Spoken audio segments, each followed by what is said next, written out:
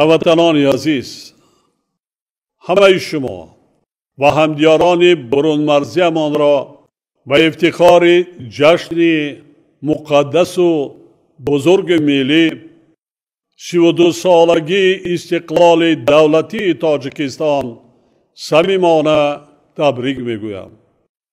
این رویداد بزرگ در تاریخ بیش از 6000 ساله ملت تاجیک و سرنوشت مردم ما گردش کلی به وجود آورده و شرافت آن ما صاحب دولت صاحب اختیار گردیدیم.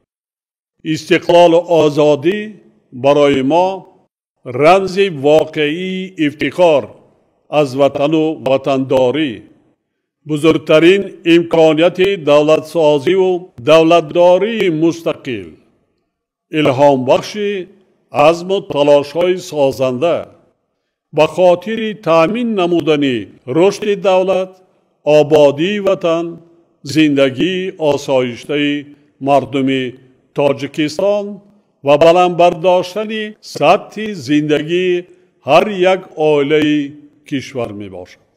امروز از تاریخ پر افتخار دولت صاحب استقلالمان در ظرف 32 سال سپری شده خوب مشاهده می گردد که این مرحله در مقایسه با تاریخ باستانی خلقمان مهلت چندان طولانی نیست، ولی با مقیاس کارهای در این مدت عملی گردیده کم نظیر به حساب می رود. تاجیکستان عزیز ما بعد اعلان استقلالیت راه بنیاد دولتداری نوین ملی را پیش گرفته. در شرایط بسیار حساس و فاجعه بار، یعنی جنگ تحمیلی شهروندی، صاحب رمزهای دولتی گردید که معرفگر دولت تازه استقلال ما در عرصه بین المللی و باعث افتخار هر یک شهروند کشور می باشند. امروز از تاریخ پر افتخار دولت صاحب استقلالمان در ظرف 32 سال سپری شده خوب مشاهده می گردد که این مرحله در مقایسه با تاریخ باستانی خلقمان مهلت چندان طولانی نیست، ولی با مقیاس کارهای در این مدت عملی گردیده کم نظیر به حساب می رود. تاجیکستان عزیز ما بعد اعلان استقلالیت راه بنیاد دولتداری نوین ملی را پیش گرفته. در شرایط بسیار حساس و فاجعه بار، یعنی جنگ تحمیلی شهروندی، صاحب رمزهای دولتی گردید که معرفگر دولت تازه استقلال ما در عرصه بین المللی و باعث افتخار هر یک شهروند کشور می باشند. همزمان با این ما با مقصد ارزشگذاری به حافظه تاریخی و گذشته پر افتخار خلقمان، ارزش‌های دولتداری و سنت‌های تمدن‌سازی نیاگان خود از جمله دولتداری سامانیان را احیا نمودیم. خاطرشان می‌سازم که راهی در مدت بیش از 13 ساله طی کرده ما پر از شیب و فراس‌ها بود. مردم شریف تاجیکستان توانستند استقلال دولتی خود را از فتنه و دسیسه بدخواهان داخلی و خارجی ملت تاجیک و دولت تاجیکان صادقانه حفظ نمایند. به جنگ تحمیلی شهروندی خاتمه بخشیده، صلح و ثبات و وحدت ملی را در کشور برقرار سازند. یعنی تاجیکان همچون ملت کهن‌بنیاد توانستند که مانع و مشکلات ایجاد کرده دشمنان خود را با عزم قوی و اتحاد سرجمی برطرف کرده. در روزهای خیلی دشوار و سرنوشت‌ساز زیر پرچم استقلال و آزادی متحد گردیده دولت خویش را به روزهای آسوده و آباد رسانند. در روند از خطر نیست‌شوی رهایی بخشیدن دولت تاجیکان و از پراکندگی نجات دادن ملت تاجیک سال 1993 یکی از رکنهای مهم دولتداری ارتش ملی تأسیس داده شد که امروز 30 سالگی این صحنه تاریخی را تجلیل می نماییم. همچنین در یک مدت کوتاه با وجود مشکلات زیاد اقتصادی و مالیوی آن روزها فعالیت ساختارهای فلج شده حاکمیت دولتی و مقامات حفظی حقوق برقرار کرده شد.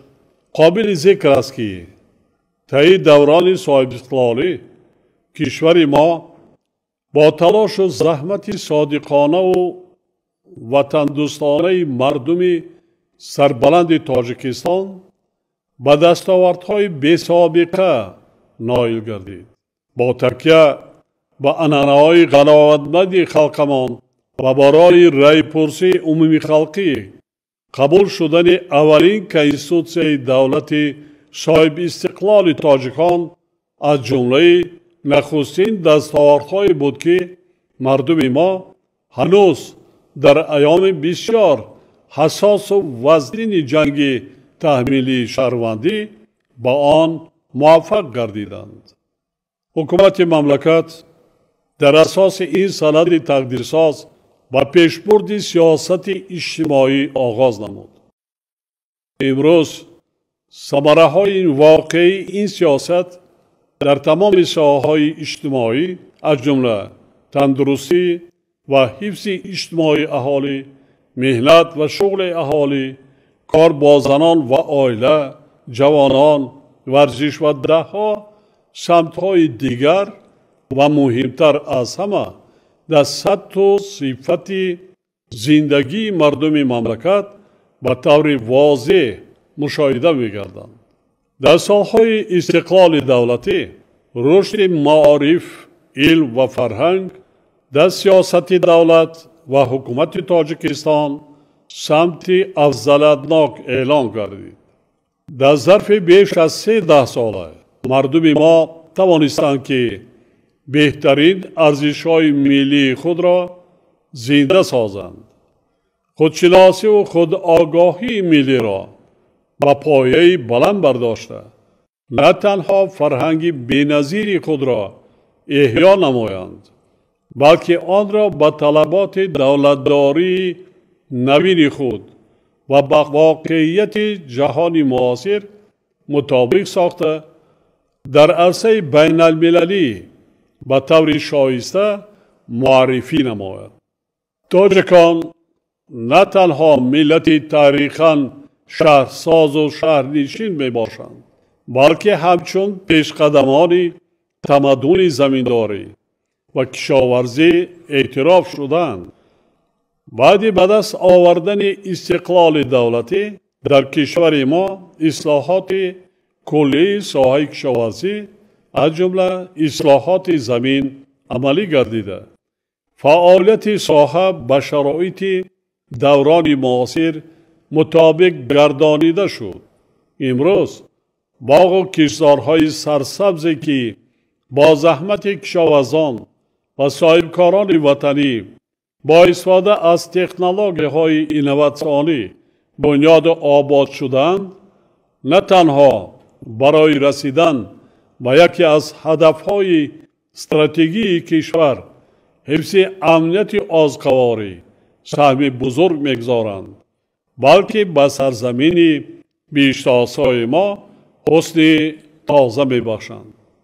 در دوران صاحب استقلالی رشد صنعت و گذشتن از کشور اگروی و صنعتی به صنعتی و اگراری و صنعتی اقتصادی با سرعت کشور نیز هدف دیگر استراتژی ملی اعلان گردید. با مقصد عملی نمودن این هدف در مملکت تا امروز صدها کارخانه خود و بزرگ صنعتی بنیاد شدند و ساختمان باز صدها انشاءات استحصالی ادامه دارد. این روند علاوه بر این که صنعت کنانی با سرعت کشور را تامین می نماید، از جانب دیگر با تشکیل ده‌ها هزار جای نوی کاری مساعدت می کند که در حل مسئله های اجتماعی سهمی بزرگ به حساب می رود. ما برای تأمین نمودن رشد دولت صاحب استقلال خود ده‌ها انشاءات نوی انرژتیکی از جمله دو نیروگاه عظیم بنیاد کرده هزارها مگاوات اقتدارهای علاوه‌ای را به کار انداختیم. علاوه به انشاءات بزرگ عصر نیروگاه برقی آبی راغون، نیروگاه‌های برقی آبی عمل کننده را تجدید و از نوسازی کرده ایستاده ایم و تصمیم داریم که در آینده نزدیک باز یک هدف استراتژی ملی استقلال انرژتیکی کشورمان را تامین نماییم. در این راستا ما هزارها کیلومتر راه و شهرها و پلها را طبق معیارهای بین المللی بنیاد کرده تاجیکستان سه پارچه را به قلمرو واحد و کشور ترانزیتی تبدیل دادیم، یعنی آن را از بنبست کمیونیکاسیونی رهایی بخشیده هدف استراتژی در این سمت اعلان کرده مان را اجرا نمودیم. پیشبرد سیاستی درهای گشاده در زمان صاحب استقلالی به ما امکان فراهم آورد که با همه دولت‌های جهان و سازمان‌های با نفوذ بین المللی رابطه‌های دوستی و همکاری‌های متقابلاً سودمند را برآوریم. امروز تاجیکستان در عرصه بین المللی به صفت دولت تشبثکار و پیشصف در حل مشکلات گلوبالی وابسته به آب و اقلیم اعتراف گردیده است. باعث افتخار مردم شریف تاجیک است که تا به حال 5 تشبث تاجیکستان از جانب جامعه جهانی یعنی سازمان ملل متحد دستگیری و جانبداری یافته در مقیاس جهان عملی گردیده ایستاده است. هموطنان عزیز ما از وضع جهانی معاصر از جمله یراقناک شوی با شتاب تا وسعت گرفتن جنگ سرد، تهدید و خطرهای نوی جهانی از قبیل تروریسم و افراطگرایی، رادیکالیسم دینی، استحصال و قاچاق مواد مخدر، جنایت‌های کیبری و دیگر جنایتکاری‌های متشکل فراملی خوب آگاهی دارند. در چنین شرایط ما را ضرور است که دایر به حفظ امنیت ملی که شرط مهمترین استواری دولت و زندگی آسوده مردم می باشد بیش از هر وقت دیگر سعی و تلاش نماییم. یعنی ما باید همیشه هوشیار و زیرک و در راه حفظ دولت و دستاوردهای زمان استقلال، صلح و آرامی، ثبات سیاسی و وحدت ملی آماده باشیم. ما باید دائم سرجم و متحد باشیم. وطن عزیز خود را صدقاً دوست داریم و همه کوشش و امکانیت‌های خود را به خاطر رشد دولتمان و آبادی سرزمین اجدادیمان روانه سازیم. مهمترین نشانه وطن دوستی هر یک فرد افتخار از دستاوردهای دولت صاحب استقلال تاجیکان و تلاش به خاطر تحکیم منبعده آنها می باشد. هر شخصی که خود را صاحب وطن می داند و مفهوم‌های استقلال و آزادی را مقدس می شمارد باید همه اندیشه و عمل خود را به آن روانه سازد که آمادگی به هر یک جشن استقلال به خصوص 35 سالگی این رویداد سرنوشت‌ساز با مرحله نوی بالاروی احساس خودشناسی، افتخار ملی، وطن دوستی و وطن پرستی و وسعت سازندگی و آبادکاری مبادل گردد. من به ننگ و ناموس ملی، عزم و اراده قوی و کوشش و تلاش های وطن دوستانه مردم شرفمند تاجیکستان و مخصوصاً جوانان وطن دوست و غیور آن اعتماد کامل دارم. دلپرانه اظهار می دارم که ما همه یکجا با اتحاد و سرجمعی خرد و بزرگ مملکت و با زحمت سازنده کشور عزیزمان را در آینده نزدیک از امروزه دیده آباد و زیبا و دولت صاحب استقلال ما را نیرومند و پیشرفته می گردانیم. نفوذ و آبروی آن را در عرصه بین المللی باز هم بلند می برداریم. بار دیگر 32 سالگی جشن مقدس و بزرگ استقلال دولتی را به مردم سربلند تاجیکستان و هموطنان برون مرزی صمیمانه تبریک گفته به هر یک خاندان کشور فرح و شادمانی، روزگار آسوده و اقبال نیک آرزو می نمایم. جشن استقلال و آزادی مبارک باشد هموطنان عزیز.